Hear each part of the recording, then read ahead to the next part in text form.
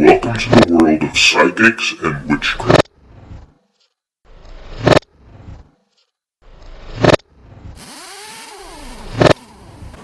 Have you ever wondered what it's like to be a psychic, a witch, a medium? Tarot cards? Never. I'm glad you came in tonight.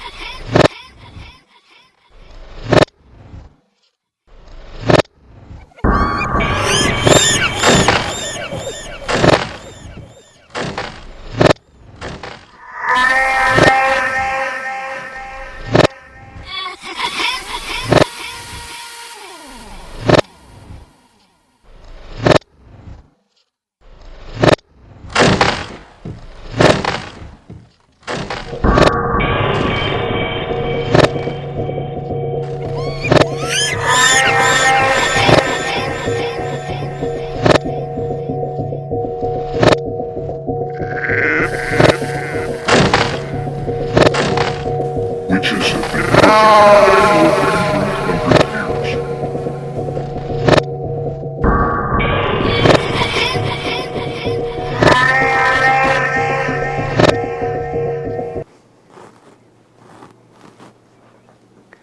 Hello there, my name is Dennis Marburger, and I will be the host of this first episode of Wicked Witches.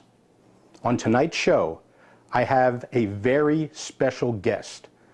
I will be interviewing a true, authentic witch.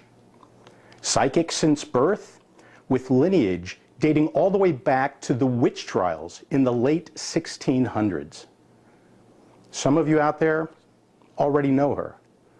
The rest of you, as of tonight, will certainly begin to know of her. Allow me to introduce Madame Della, Master Psychic Witch. Madame Della, Master Psychic Witch.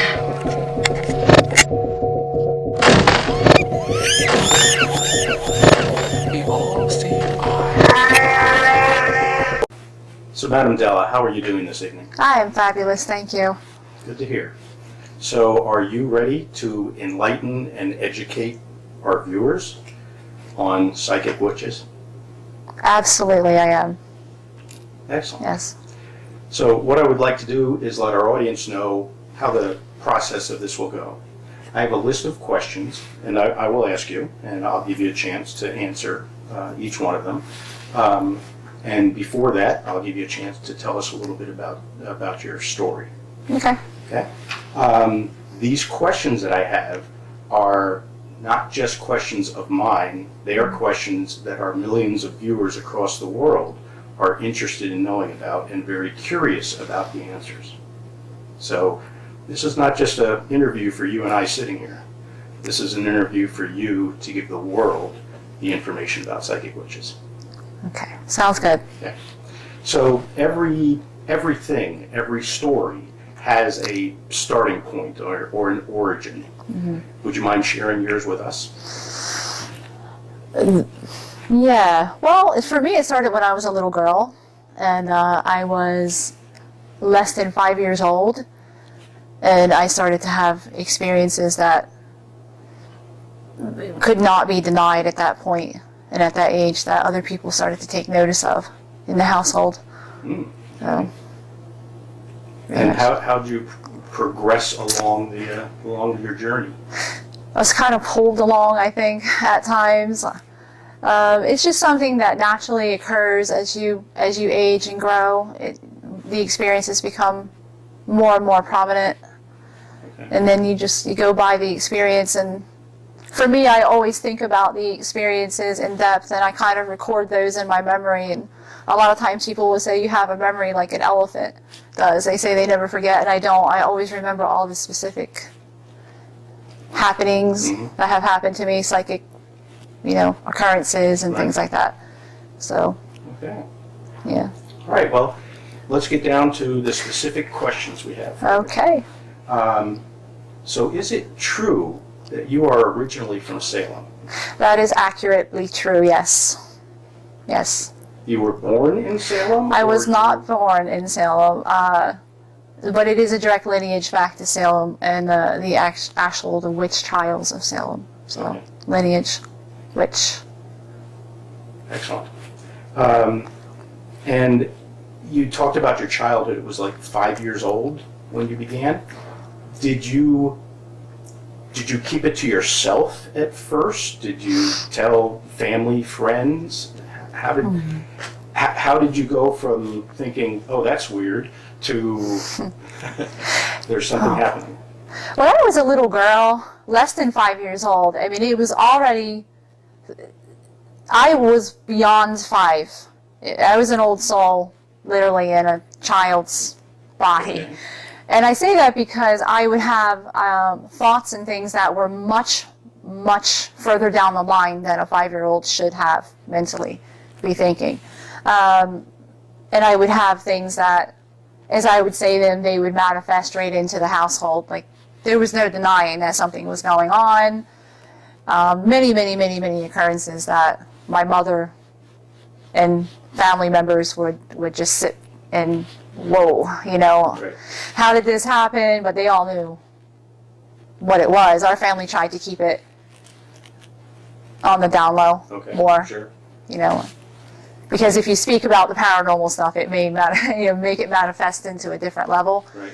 But yeah, I was much more not a 5-year-old kid. I mean, I can say it was much more than that. I was already thinking about how is it possible that we die at 5. Most kids are playing with their blocks or toys or dolls, and I was already on the, oh no, it's not possible that we die.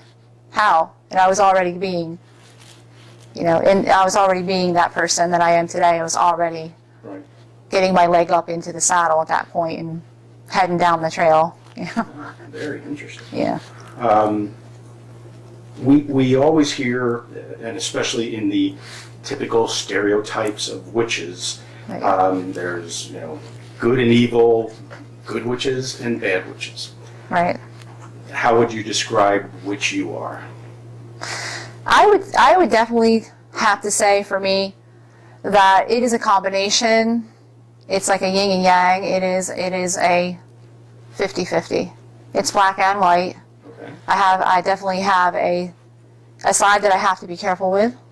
That's not that I'm doing the dark works or anything, but for me, I find that if you speak things, sometimes the things will actually manifest into the reality that you're in, and it will synchronize. So, I definitely have a combination of those energies that I have to be very careful of. So, I definitely focus on the positive Right. effect on clients, the positive effect on people around me, and life that's going on around me, to stay positive with it and not think, So right. So you can actually almost be overcome if you don't keep a conscious mind to it by a dark side. I definitely have something that if I think too much about a negative person or a negative event, I definitely have to watch that, how I feel about it, because it can make that event worse, bigger, or make it actually come into reality very quickly. So in life itself, or in the world itself, I'm a believer and a teacher of, the negative part is so much more profound in the world itself, generally already. So the positive part, you really have to work on bringing that positive aspect to a very high standard, because if you don't, you live in the negative part, and you keep manifesting that cycle of negativity. So I'm always redirecting back to the positive level, and also redirecting clients that way too, to return the positive, return to self, return back. Unfortunately, the world has way too many glasses half empty. Right. It's a challenge. It is definitely a challenge with that, with people too, with the general population. Mm-hmm. So, what is true witchcraft? True witchcraft there are so many numerous meanings to the word witchcraft itself. We could sit here for an hour, 2 hours, just on the topic of witchcraft itself, with the different terms for witchcraft, the different types, the ceremonial witchcraft, or we could go into the different types of witchcraft. But for me, witchcraft it's a thought, because a person like me, we don't do spell work. In general, we don't do spellcraft, because the mind is so powerful. As we speak it is manifesting and creating into the reality we're in. And for some people, they just cannot grasp that at all. They can't even get the beginning of it. They don't understand. They're not ready to understand it. So witchcraft itself, though, in general, there are many, many, many different types. Okay. It can go into the dozens and dozens and dozens of types of occult work. Right. Or non-occult witchcraft, more of a spiritual side. Right. So. Excellent. Thank you. You're welcome. Well, I appreciate your openness so far, and we're going to go to a break, but I know you'll all be back to hear more about this.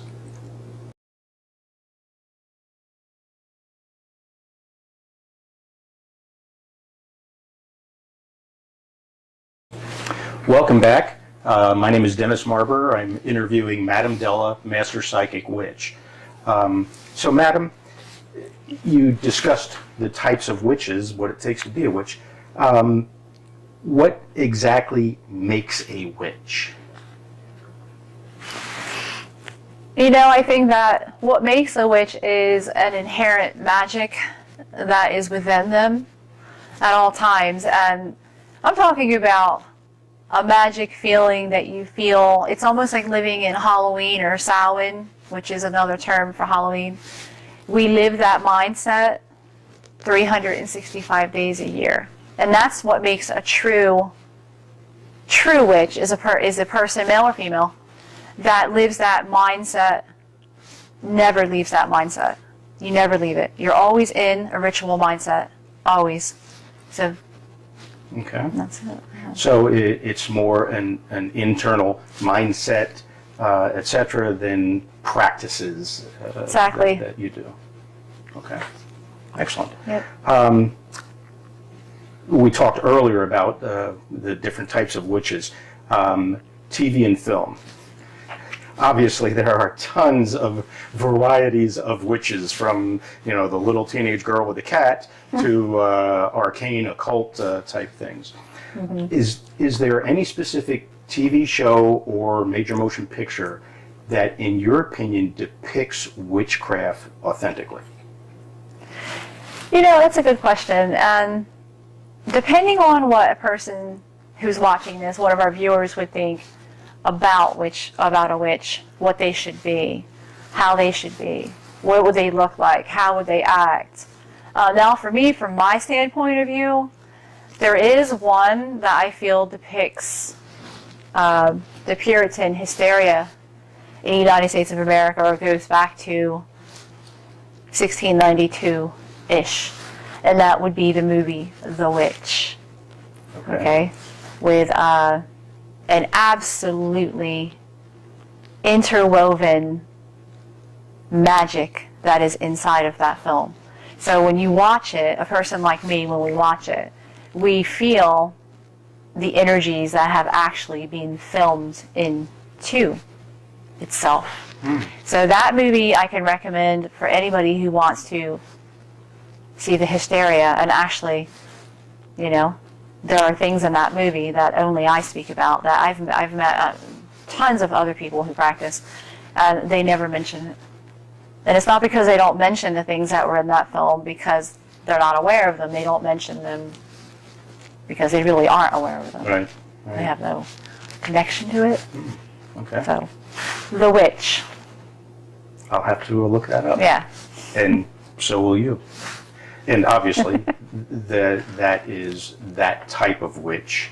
Or you're saying the history, the paranoia of witch back in the early days. Okay. Yes, the absolute hysteria for New England witchcraft at that time, the Puritan hysteria. That was the beginning. That movie definitely portrayed the absolute deepest portrayal of what the devil, how the devil would appear to them back then in the late 1600s, how he would come in as a goat, as a hoofed animal. And you know, and the energies in the movie, even the sound score of the movie is absolutely incredible. And if you watch it, you get just this bone-chilling.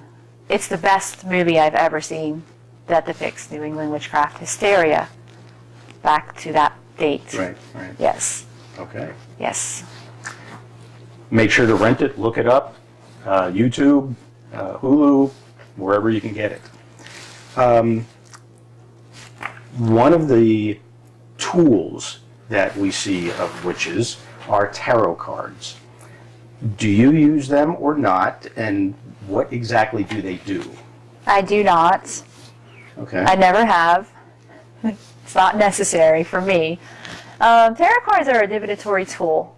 They come in many, many different types of decks. I have sold them before. I mean, I've sold tarot cards that I have gotten through estate sales and things like that. They are a divinatory tool, though. What happens is the reader actually goes through the deck and gives the client a reading, and they can actually get a lot of energy through the cards, and they're able to guide the client in a pretty much a standard.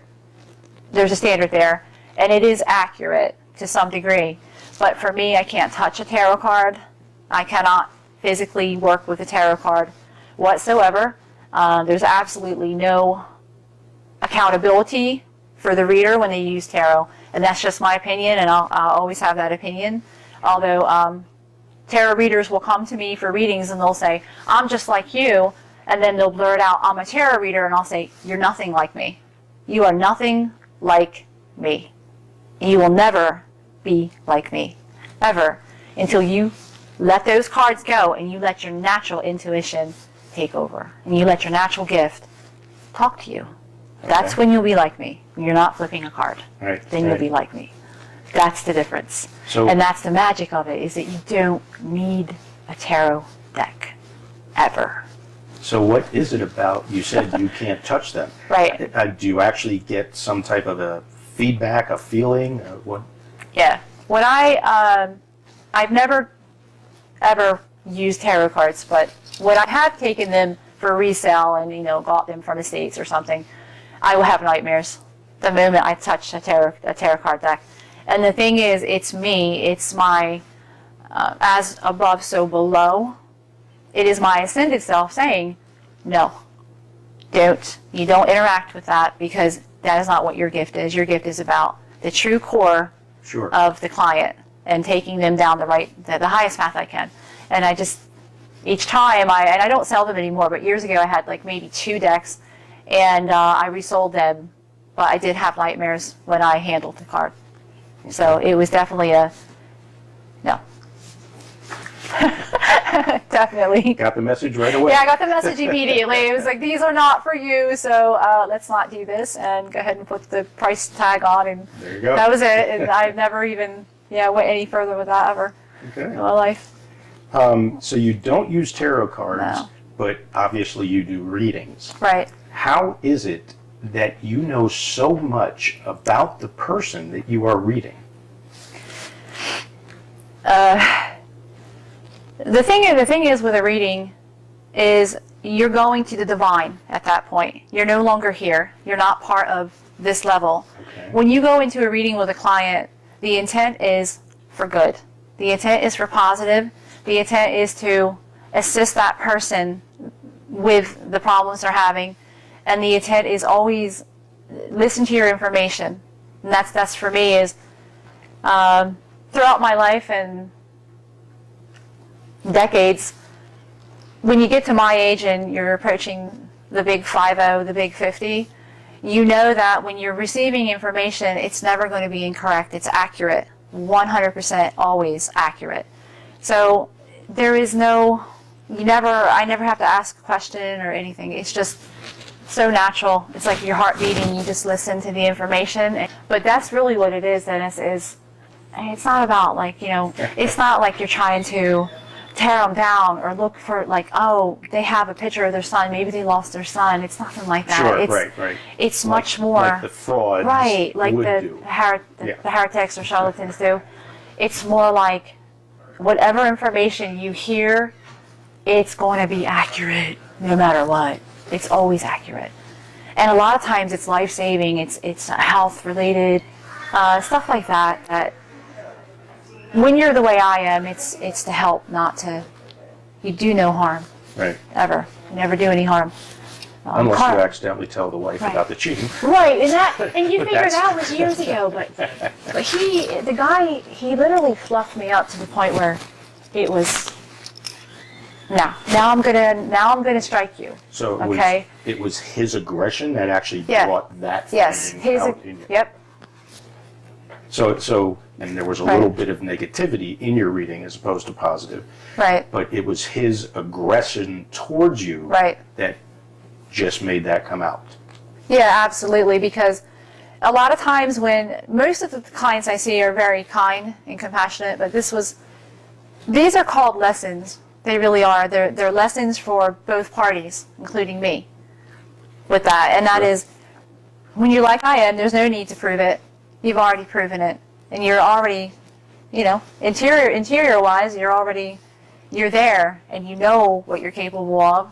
But there's a warning that happens. I call it a warning strike. That it will strike once. But if they continue, it'll strike. It'll take them out of my presence, literally. Like I can tell you about an experience if you want to hear it. I mean, Sure, absolutely. in one of my shops, I had a gentleman come in, and we were in the middle of a reading, and he started to have this aggression with me and a poor attitude with me and everything, and I could feel the energy in the room change. And what I mean is, the temperature changed, and you could just feel an energy that came in, and this is what I call a guard for me. And he started to cough out of nowhere. He started to cough, and then he would cough, and of course I knew where it was headed. He starts coughing and coughing until the point where he's literally cannot breathe. He's coughing so bad that he has to get up and leave. He had to go out of the shop. So, and that was my guide or my guard saying, enough. Right. You've crossed the line, and that's enough. But it wasn't me doing it. It's something a little higher than me that comes in and says, no, Okay. enough. And that goes back to the good witch, bad witch, good versus evil type. And that's exactly what I meant when I said that. It's something that you or a person like me doesn't focus on. It just is natural. It comes right in and escorts them right out. Like. And your guard Right. Yeah, lets they you know just- you've hit the limit. Yeah. Excellent. Okay. Possibly one of the top questions I'm going to ask that our audience will certainly want to hear the answer to. Right. Do you believe in God? Absolutely. Yes. What is your definition, interpretation of God? It's a beautiful one. I believe all paths lead back to God. Every single one. So no matter the path that you're on, I don't care if it's Christian, if it's Allah, if it's Muhammad, Jehovah, if it's witchcraft, they all lead back to the divine creator. All of them. Now, this is a really deep question for me because I do get that a lot. And I do get into deep conversation with people on the topic. And where we end up is sometimes we agree to disagree, and other times we come to a nice little pinnacle. And the thing is, I have to open people up past their limitations, past their box that they're in. Mm-hmm. And a lot of times what I'll say is, if you grew up in Japan, you're not going, more than likely, you're not going to be on the Christian footpath. You're going to be on a Buddha footpath or some other Godhead. Right. So depending on where you brought up and what you were exposed to, that is your Godhead. And everyone else is incorrect. Right? So for me, I believe all paths lead back to the divine creator. Whatever we believe, it certainly will take you back to the source of creation, which is an almighty, all-powerful creator, which none of us actually have the actual true definition of that. We only have our history books and Right. our The yes, that's it. That's what we have. And so that's the answer for that. Yeah. Wow. Yeah. Okay. Lots of very good information here. We need to take a break again. Thank you very much, Madam Della. You're welcome. And please come back for the last section of questions that we have for her. These are the ones you're definitely going to want to hear.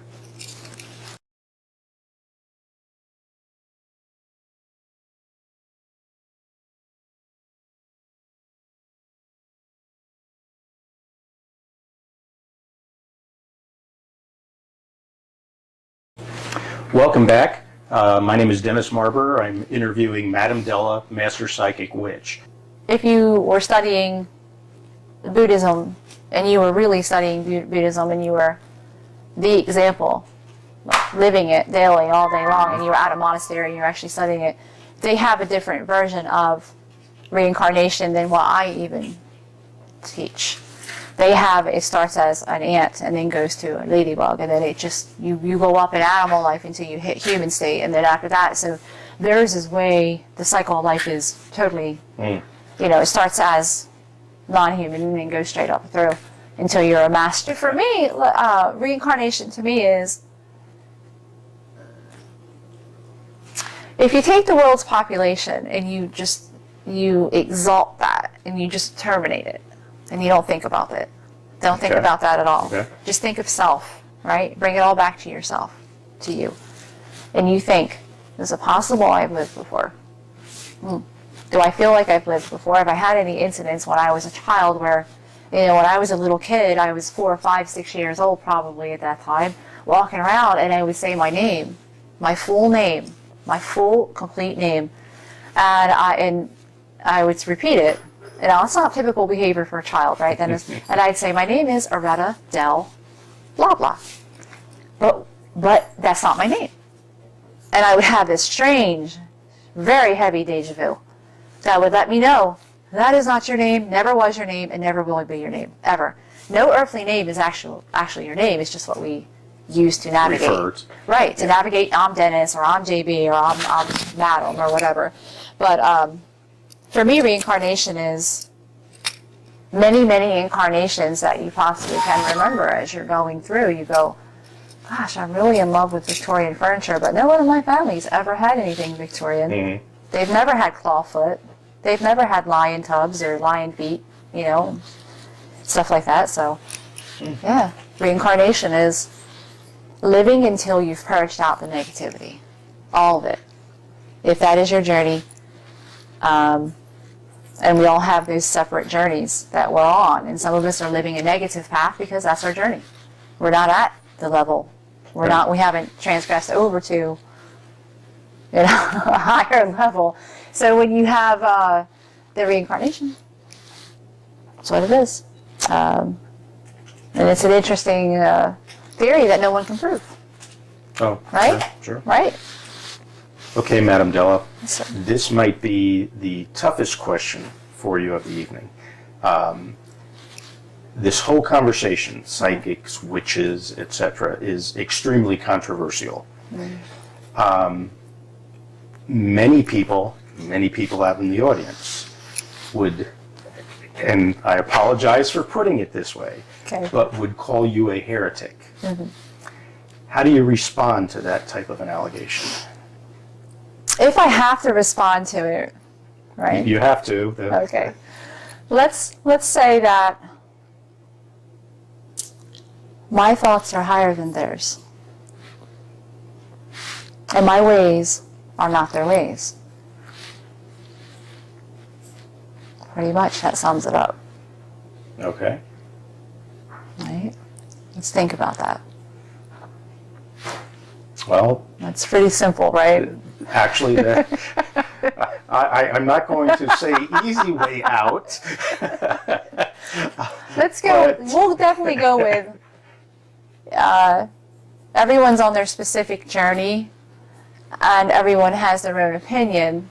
And my growth and my journey no longer participates in rudimentary questions that have to do with whether or not, that's like a person saying whether or not God exists, or Well, that's true. that type of thing. So, but I do believe that, when those questions come in, or when there's an accusation like that, my thoughts are higher than that. I don't go to that anymore. I Okay. used to when I was in my younger, like 19, 20, but these days no, take the So high you have road. nothing to prove at this point Exactly. to anybody. Oh yeah, I that know what is I'm. trying to demand that you prove. That wouldn't be a good idea. Exactly. Oh, from the example earlier. Right, it Yes, wouldn't be a good okay. idea for them, even though, yeah. So it's taking the high road, taking the, and that's where Right. I'm at in life. Okay, Yeah. I'll accept Yeah. that. And you need to as well. Let's see here. We've been talking about the positive, so let's get very positive. How many people would you say you have helped throughout your psychic journey, your life? Whew. Wow. Well, I have over 4,700 and some odd clients. And 4,700? yes, that is, and I'm no longer taking new clients unless they have a referral from an existing client. Okay. But I can tell you the number can't be calculated, because as I'm going through my day, no matter where I'm at, I'm constantly aware of the needs of humanity. So I've assisted law enforcement. I've assisted people who were in a great deal of pain through loss, or loss comes in many forms, whether it was a murder or a sickness. And I think it's numerous, the amount of people that I have helped. I can't calculate it at this point. Okay. It just, So it's definitely not just your clients. right, It's whoever I around can. you, anybody that you contact that you may. Okay. I take every opportunity that I get to lift people, to lift them up, Okay. and also to help them avoid things that could be very harmful.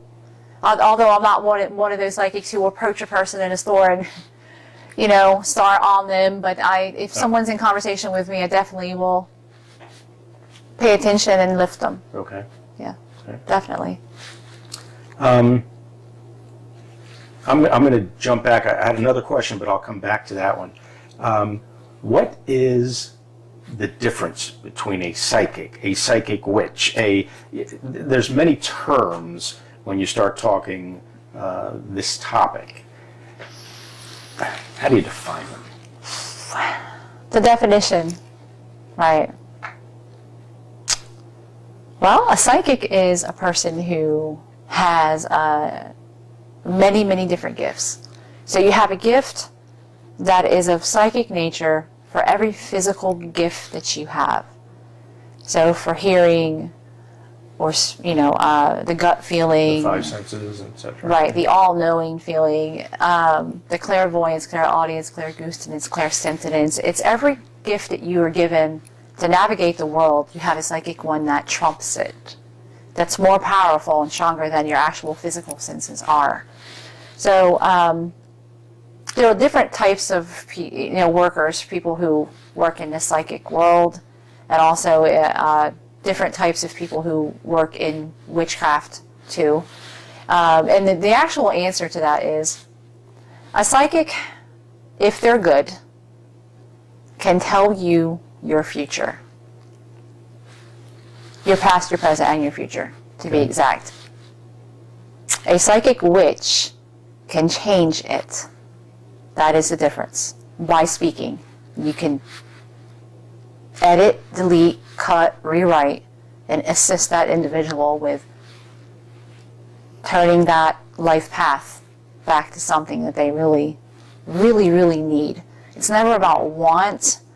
It's not about want. Want is money. Want is a mansion. It's what they need. So that's really the difference. It's Okay. telling your future or telling your telling all and, helping them Right. change it. Yes. Yeah. It's a difference. Boy, get you thinking. Yeah, it does, doesn't it? It's food for thought, for sure. Okay. You just talked about the fact that you can't even calculate how many people you've Right. helped. You said earlier that you have a great memory. You do remember, a majority of the people that you have read, assisted, etc. There has to be some that stand out. Can you tell us about the one person that you got or reading or whatever that you got the greatest reward or helped the most? Yeah, there is one that sticks out. I mean, there have been thousands of incidents, thousands of them, though, that I can tell you that would gladly give their written account of what has happened if I asked them to. But my clients keep their readings. They keep them forever. I mean, I'll see people from 10 years ago, they have it laminated in it. They just cannot believe the accuracy and things. But one in particular, and to me, what's most important about life is life itself. Life itself, which is birth, children, being able to create. And I had a lady come in to my shop, and in her reading, she had a problem conceiving.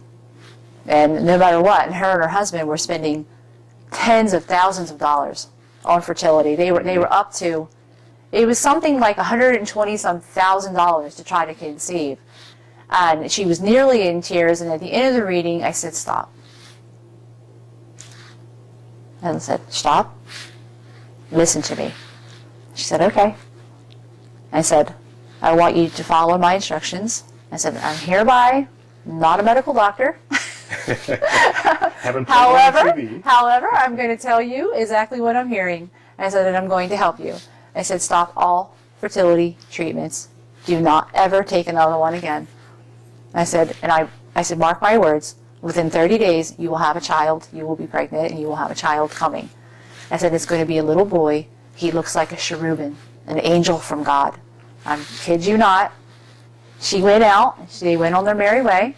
And it was about a month later. Here she comes back in the shop again. And she said, she cried, heard her husband, and she said, we're pregnant. It happened immediately after.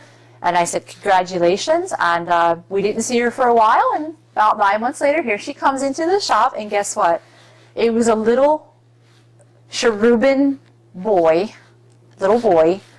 and he had a biblical name. They had named him, from the Bible. And the weird thing is, the child came in, he was having hiccups, and he was in his little, carrier and stuff.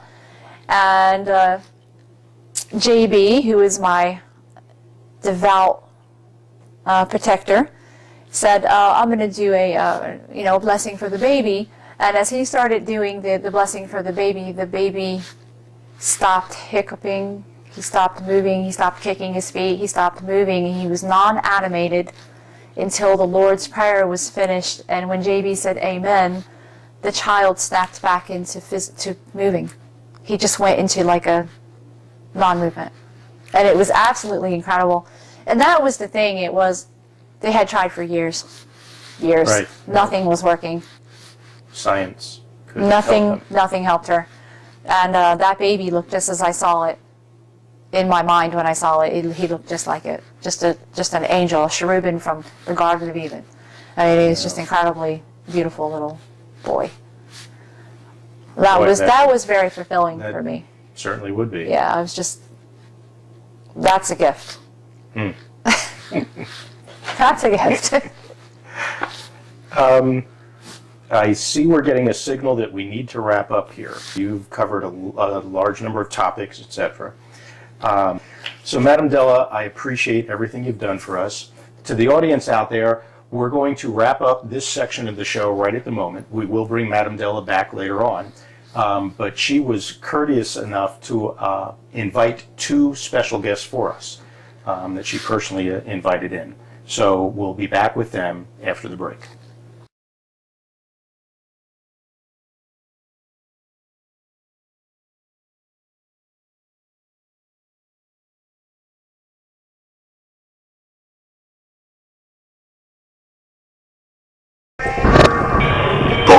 Gina Psychic Medium.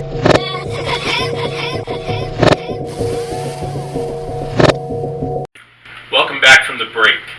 Now we have our first of two guests that Madame Della has invited, and this is Gina, Psychic Medium. So, Gina, can you do me a favor and tell the audience and myself a little bit about your history? Sure. So, since I can remember birth, I've been seeing people in my room that I thought were monsters. I thought I would cry and tell my grandmom there's monsters, and I would make my grandmom sleep with me, hug me, hold me, my uncles. And because my mom was killed, I was a couple of months old, she thinks that I had, I was just a troubled child. Traumatized, right? But the fact was, at night, they would all surround me, and it was everywhere. And this was all the way up until I was probably 8. And then I didn't see them as they used to pass, like I used to see them looking like older monsters, and that's scary for a child. But I would see them just looking like to me, spirit. And that happened all the way up until I was 20, and I learned how to control that. I learned that I was a psychic medium. There was a name for this. And I learned how to control them and not have them wake me up about that. And the whole time I was in school, so I got a doctorate degree in occupational therapy. So for me, this whole world was like not proven and not science, because I spent so many years studying science. And it was hard for me to wrap my head around the fact that there's this other thing that can't be proven, and spending so many years in that other world. And even coming out of what I call the psychic closet, I didn't tell people till, like, some people knew, obviously, my ex-boyfriends all knew, because they got to know that I knew everything. And if they messed up, something happened to them. So they knew that, and they always knew, like, you're a witch. They knew that, but they didn't know anything else. And then I finally came out of this psychic closet a couple of years ago, or 4 years ago really, and then I started a podcast radio show with Girls vs. Ghosts, and I had to come out because I had to advertise. So really recently, 2 years probably. So really, only 4 years that I've pretty much embraced it. I've always done it, but like I love animals, so I was a pet psychic for this Rescue Inc. It was like on National Geographic. So I was that, but I really just went because I wanted to help the animals. I wasn't doing it for any other reason. I just wanted to donate money. So I said, I'll come do pet readings, and then they had a show, and I wound up one thing led to another. But I just really wanted to go to see what I could do to help the animals. Right. Then, again, I never wanted people to know, because I was, a doctor working with children, so people think I was a weirdo. Right. And it was such a stigma until the universe had it, and I lost that job. And so then I just told everyone, because I didn't have anything to hide anymore. And now everybody knows.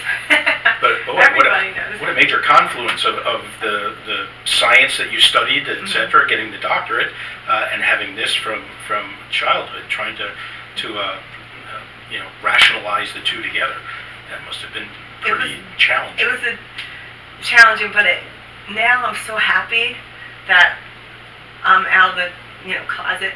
I embrace this, and I'm gifted, and I'm blessed, and I love to help people and animals. Excellent. Excellent. Okay. When you first met Madame Della, what did you think? What was your first impressions? Okay, so it's a crazy story. My friend, I read once a week in the store in New York, and there was a girl there, and she's an actress, and she was saying, she always like, you need to get your own show, and I was like, yeah, that would be fun. So she was always doing parts, and she got something that came through. They were looking for a host, and she sent it to me, and I said, well, I couldn't apply because I wasn't a SAG or an actor or an actor, and I told her, thank you so much, but I can't apply for this host job. And so I looked up Madame Della personally, because I'm thinking of how am I getting in the back door of this. So I looked her up, and then I started reading about her, and I was like, oh my God, she sounded so amazing. And I saw her picture, and I knew she was real from seeing the picture. I'm like, I have to be a part of this. So I emailed her, and that's one thing led to another, and I got the interview, and I was so excited. By the time I was going to meet her, because mind you, I already have psychic abilities, I already knew that I loved her, and I needed to meet her. Sure.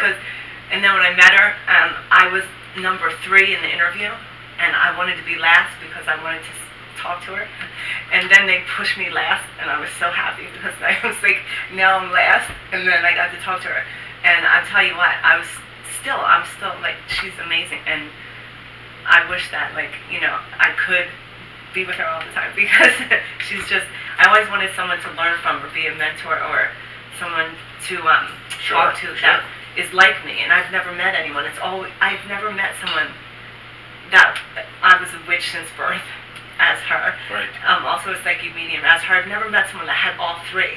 There's psychics, there's tarot card readers, there's witches that, you know, people have the wrong idea of witches, you know, there's that. But I never met someone that was like me. It was almost like this was my, like, soul sister somewhere. Right. So that's how I felt when I met her, just like that. Excellent. So, in all your research and kind of prepping before you met her, you had aspirations of what it would be like, and it sounds like it definitely fulfilled. Well, I didn't do too much research because I don't like to do too much. I looked at her, but I didn't want to know so much, like, you know, just okay. that, because I like to get a feel for that. But I already knew by looking at her pictures that she was like the real amazing thing that, like, I've always wanted to meet. Right. Excellent. So I know you said about from, was it 8 when it started? No, since I was. Since you were born. Since I can remember, my first memories are all the monsters around my bed. Okay. Since you know, when you go back and think of what do you remember as a child, traumatized, never being able to sleep. Even when I went to college, 16, I thought, I can't go to college because I can't sleep alone. I'm scared to death. And I used to call my girlfriend to talk to me on the phone until I fell asleep because I knew as soon as the lights went out, everybody's coming to me. I didn't know how to control it or how to turn them off. And it wasn't until I went to some gallery reading thing, and there was, you know, a medium there or something, and she was talking to me, and she said, you know, she was doing classes, and I was like, oh, I want to go take these classes. And I was taking the classes, and then I started doing, like, she had this little show. I started reading like everybody and talking to people that were past, and I'm like, I didn't even believe it myself. I'm like, am I really doing this? And I started getting names of people that passed and this and this. And she's like, you're a medium. And I was like, oh. And like, I was doing just as good as her, if not, like, definitely. And I was like, I didn't even know what that was. Until, again, like, I was a teenager. And then I found out about the spirits, and she said, you know, you have a cat, keep the cat. I'm like, there's always a cat around me. But there's still spirits. I got 2 or 3 cats sleeping with me at all times. And she said, just tell them. And then I started, now spirit listens to me. I just say, listen, I want to sleep, because sometimes they'll still try to wake me up, or a spirit I know. And I asked them, can I sleep? And they let me. But it was that easy. Like, if someone told me that when I was a child, or someone understood who I was, but nobody, it didn't, you know, of course there's no one to talk to. So, Gina, I know you said you're a psychic medium. What is the difference between the psychic, medium, etc.? And again, something that I learned. Psychics, for me, when I do a psychic reading, I look at energy. So I look at a person, and I see like what looks like electrical waves, and I read all the energy from that person to whatever situation we're asking. So I look at energy, and that energy can change because it's what I call psychic energy. When I do a mediumship reading, I do different types of mediumship dependent, but I cross over and I connect to spirit, and they talk to me. So it's 2 different types of readings. Okay. 2 different ways that I read. Right. So similar when you were talking about the doctors, you would have different disciplines that you would follow, and a very similar relationship there. Yeah, 2 different routes, I'd say. Okay. I know you've only been had the light bulb go off and been doing it for real, as you say, coming out of the closet for the last 4 years, but you have been doing it all your life. Can you think of one scenario where you read somebody, you helped somebody, etc., that was just absolutely rewarding to you? Oh. Can you give us an example? There's a lot of examples when I read and helped somebody, and it's mostly when I talk to someone's parent or, you know, a child that might have passed, and they come through, and even just this last reading I did last weekend, a child came through. She died in a tragic fire, and she talked to her mom, and it was just an amazing thing for the mother to hear her child, because how would I know her child's name? How would I know how she died? Mm-hmm. And all the detail that spirit gives me, there'd be no way I wasn't talking to her. And she sent me an amazing letter, and that's just one of thousands. Right. Yeah. But that has to be... It's amazing. That's why I love this. It's what I'm supposed to do. And this is what I love to do. Now, is that also emotionally draining? It's not, because it's so amazing for me. It's what I love. And I love to do it. And I love to, talk to animals that are passed and help people with that. Sometimes their pet comes through. This last thing I did, like I said, a rabbit had come through with its name, and they come through, and that helps people. Okay. So the positive aspects of it give you the energy, you feed off the energy. It's amazing. I would love it. Okay. Love it. So here's one of the tricky questions. Obviously, everybody out there, there's a lot of controversy over this type of topic.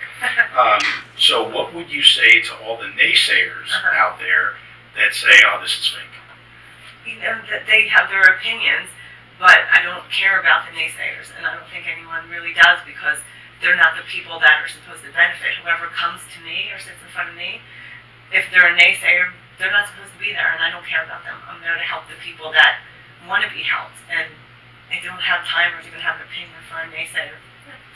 Okay. Okay. Don't even need to address it.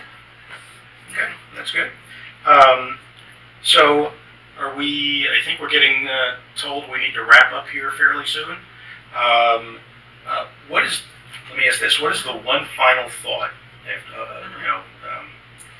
above and beyond what we've already discussed, that you would really like to leave the audience with about your abilities, about the psychic mediums in general? What is the one key thing you would like them to take away from this? So a lot of people say, "Oh, you're a witch," or whatever. So first of all, people have a wrong idea about that. For me, it's a witch is someone that I can help animals and people, and I have ways of healing through talk, touch, or different ways. So people think of that, and a lot of people who portray that, witches, are people that are, they think of are doing weird things, or, they're doing bad things. So, you have to get educated on that. And the second thing, mediums, psychics, there's a lot of fake psychics. I live in New York City. Unfortunately. And they charge and rip people off a lot. So, I'm sad for that, and I'm sad that that happens, but that happens all over. There's a lot of fake people who do hairdressing that stink, and they never really got a license. So the universe will bring you and draw you to the people that you need. And as far as mediumship, some psychics claim they're mediums and they're not. And I'd say own what you are, because if you're a psychic and you're saying you're medium, people don't even know what a medium is, because they're getting so confused because psychics say they're mediums. And mediums actually talk to spirit and get a lot of detail from spirit. So I wish people would claim what they are. You're a psychic, own it. That's how you read. Right. You're a tarot card reader, own it. You're a medium, own it. But, even some psychics aren't educated and call themselves mediums. So, Okay. And you bring up a good point. I just want to jump on that real quick. Is there any way for somebody out in the audience wanting to go see someone to tell, to find out that they're real? Right. Because obviously there's not a certification program. there are, though. There's a lot of funny ones, but there are. But yeah, people are getting certified for money. Let's not even go there. But So yes, there are ways to tell. It's like word of mouth. I'd say if someone had a reading, you should go from word of mouth. Unfortunately, otherwise, for some people, it's just a shot in the dark. Right, because unfortunately, there are those people out there just looking to try to make a buck Yes. off people that need help. And in every area. So people target that as a lot of fake psychics. There's a lot of fake everything. Right. So, anything else you'd like to leave the audience with? I thank you so much for interviewing me. Well, thank you, so Gina. much. It was a pleasure. I just really hope that people do get educated on this topic and definitely do their research, and if they want to see someone before they come up with their own opinion, to look for someone that is reputable before they come up with, their own version of, they're fake. All right. Okay, well, thank you very much. We'll take a break, and we'll be back with our second guest. Debbie, the Mountain Witch.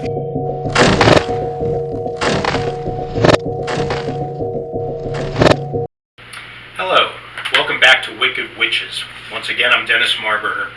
We have our second invited guest by Madame Della, and this is Debbie, and we will spend a little time with her. So Debbie, can you do me a favor and tell myself and our audience a little bit about yourself? A little bit about myself. Well, honestly, the whole psychic, which the whole thing did not appear for a very long time. So I lived most of my adult life not even knowing. So it was basically just, I believed in paranormal. That was it. Okay. And I had no clue. I had absolutely no clue what was going on. So yeah, it was, enlightening, to say the least. So what age would you say that it manifested itself, or that you realized you had some powers? When I really realized it was about 7 years ago. 7, okay. Oh, wow. Yeah. So, and we're looking back now, can you see things that occurred much earlier on? Yes. Okay, Definitely. so it was always there, just not enough to make I you... always chalked it up as, it was just good advice. Something that you said to somebody was just good advice. Now, knowing what I know now, I realize there was a little bit more to that. But, yeah. Okay. And you told me that you are a witch. Yes. Can you explain for the audience what that means in your definition? In my definition. Okay, well, basically, like I said, I didn't find out until about 7 years ago. When I found out that my lineage was not Norwich, which is extremely earthbound. From what I understood, after I did the research, there was a very evil witch, black magic witch. Okay. Thankfully, I didn't turn out to be dark magic, didn't do anything like that, but since knowing this, it just, you want to make sure you stay away from it. But I am extremely powerful in the mountains. You can feel it. Oh, okay. So the presence of being in a mountain environment. Yes. My energy level just accelerates. So everything, when I feel really stressed, I go to the mountains. And nobody can understand how I am when I come back. Okay. So it's very interesting. And how far back does it go that the mountain witch in your lineage? Basically, it goes back to before, probably my mother's mother. Okay. So they didn't really know her that well because she stayed in the mountains and no one talked to her. Oh, okay. So, and I'm going to address one thing right now because I'm sure the audience has seen. Obviously, you have contacts in. yes, I do. Can you explain a little bit about that? Well, basically, when I met Madame Della, I got into some of their productions, and movies and whatnot, and the contacts just kind of made their way in. Kind of known by now, so I wear them at a lot of events, different ones, but these are probably the ones everybody knows. Okay. Yeah, so that's just So kind a of little your trademark. I was just going. Okay, there's something odd because trademark was ready to roll off my tongue. Yeah. Yeah. Excellent. You have what many people would call an amazing gift. How does it feel having that and knowing what you can do? I feel very blessed. Very blessed because knowing now what I know, my life beforehand was exceptional. Because I did know things that I really didn't understand. So I feel blessed to have finally found it out and found out the truth, so that now that I can, excel, I can go further with it. Right. I can do, as long as my gift continues, I can just go as far as it lets me go. And you do look at it as a gift. Yes, I do. Absolutely. Okay. We're not all witch hats and, nasty little broomsticks. It's nothing like that. I mean, we look like typical people. Right. And that's the way I look at it. And, I'm sure most of our audience, the typical witch, since you are a witch, not psychic, etc., does think of the evil, etc. And in talking with Madame Della earlier, I do understand, and evil meaning occult, black Right. magic, etc. And I understand there are many different types of witches. So, what is your type? I basically stay to myself. I do no black magic. I am very, very open about that. Because I've talked to several people, they do get a little iffy about it. So I'm like, I'm not out to hurt anybody. I'm trying to do something good. And if I know something's going to happen, I'm going to give you that advice. Okay. Pure and simple. I don't push it on anyone. I refuse to. I mean, they're going to take me how I am. Okay. So, if I'm going to do something good, you're daggone right, I'm going to do it. Excellent. So you'll give the advice. If they want to take it, act on it, it's up to them. Exactly. You're not going to hound them about it. Okay. Excellent. I know it's been 7 years, so obviously you've impacted a number of people, as well as their lives, etc. Can you think of a specific situation that was very rewarding to you for helping someone out, for directing them in a way that you saw? The one that really stands out to me, and I don't tell many people about it, was one of my friends at the time was having a really difficult time with the death of her mother. Okay. And I was sitting and I was talking to her, and she was contemplating suicide. I used every word that I could possibly think of to calm her, and the next thing I know, out of nowhere, which has never happened to me, I hear her mother say, tell her to just stop. I'm fine. I've never heard that before, and like I said, I haven't told many people this story. But when I told my friend, she just started weeping. She said that made her feel so much better, and she from there just settled down and was accepted. Okay. So it really made me feel good. Wow. But it was a first for me, so that really freaked me out a little bit too, Okay. because, Now, was that like 7 years ago? Was that early on, or was that more no, recent? that was probably about 5 years ago. Okay. And that So was you one of had- the first times that I'd ever heard that. Okay. So usually I don't have that ear. Right. A lot of times I say things and I don't realize it. So it's all the speech that I have that Okay. I have no clue that I say. And I've done it once or twice on set too. It's Oh. embarrassing. Interesting. When first meeting Madame Della, what was your first impression of her? Oh, wow. The first time I met Madame Della, I had a friend that told me she was going to bring me to Gettysburg. I was going to see a psychic. And I'm like, I've never done this before. What am I supposed to expect? I walked into the shop. She was just, a normal woman. Imagine that. And I had my doubts still, just like everybody else would. Or a lot of people do, that is. And I walked in and I didn't really say anything. And the minute she got, I see brown bags around you. And I'm like, uh-oh, okay, never mind. I know where this is going. And she got dog food bags. Now, you wouldn't know it to look at me, but I love dogs. I have very large dogs. So I have 20, 30-pound dog food bags around me at any given time. And nobody really knows that. So, well, at least there was no way for her to know that. Right. Unless she was psychic. Right. So from that night until today, she has become one of the best friends I've ever had, and I learn from her every day. Okay. So not only is she a friend, she's a mentor Yes, in absolutely. your spiritual life as well. Absolutely. Excellent. So here's one that I've asked everybody else, and I have to ask you as well. Okay.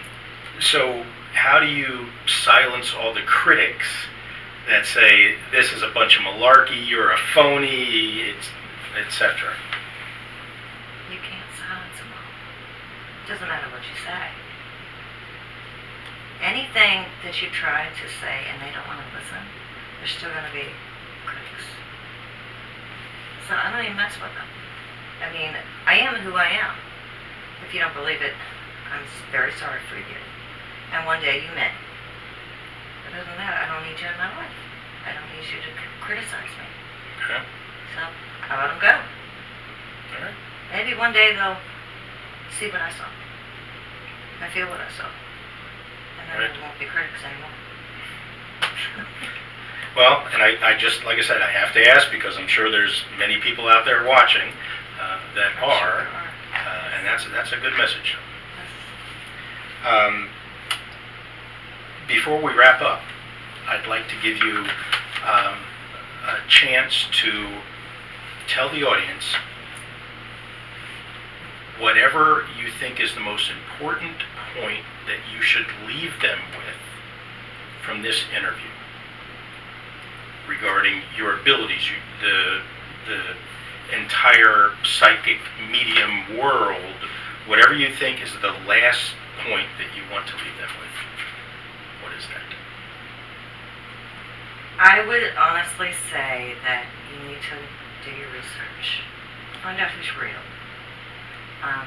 We're not, like I said, we're not all out in the hats and the broomsticks. We're normal people too. And the true ones you're gonna know. The ones that are not true, you're gonna figure that out really quickly too. But just do your research.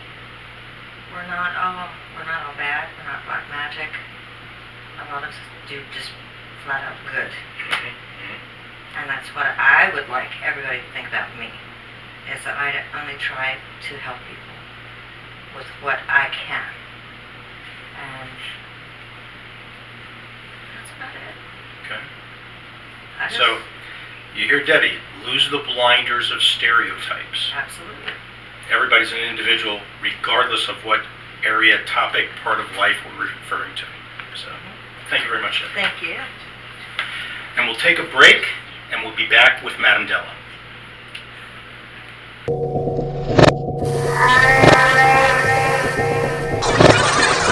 So we are back to wrap up the first episode of Wicked Witches, and I'm here with Madame Della. Madam, I want to ask you something, kind of a last thing to leave the audience with.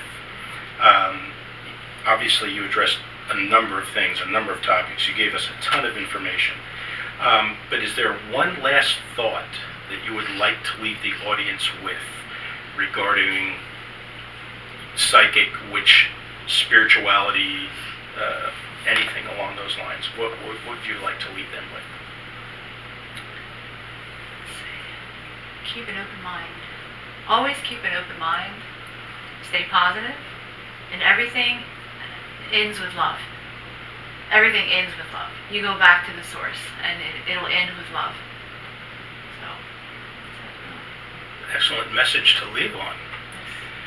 Okay, well, next week, Madam will tell us, explain what it is like seeing the dead. So I know we will see you next time. Goodbye for now. And thank you for watching Wicked Witches. Thank you for watching Wicked Witches. Visit us on our second episode of Wicked Witches as Madame Della, Master Psychic Witch, and some special guests will be telling you what it's like to see the dead.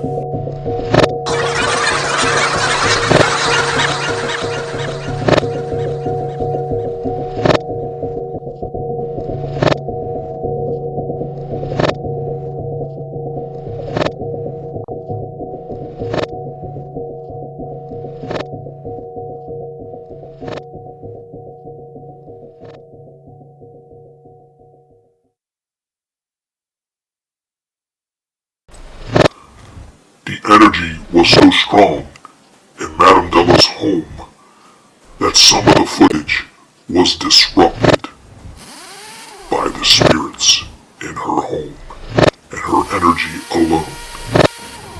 Witches have been persecuted for over 300 years